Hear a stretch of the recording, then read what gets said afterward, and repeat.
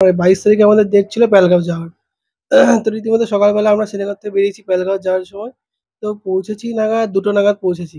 তো পৌঁছে ওখানে আমরা প্রতিদিন ব্রেকফাস্ট করে তারপরে ঘুরতে যাই, এসে খাই। তো সেদিন কি মনে হলো আমার ওয়াইফ বলল, "খাওয়া-দাওয়াটা করে নিই।"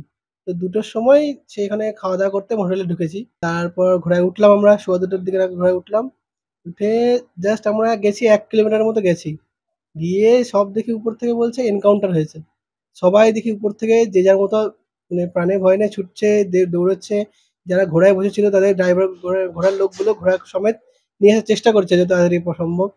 তো নিচে এসে দেখি এরকম অবস্থা, সব যে যার মতো ছুটছে।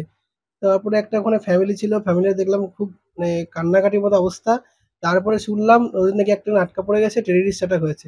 তখন তো খুবই মানে আতঙ্কে ছিলাম ২ জন। তখন ড্রাইভারকে ফোন করলাম রীতিমতো। ড্রাইভার বলল ওখানকার লোকাল, তো ওরা বলল এই সময় এখানে থাকা সেফ না। হোটেলে চলুন, হোটেলে যেয়ে তারপরে কথা হবে।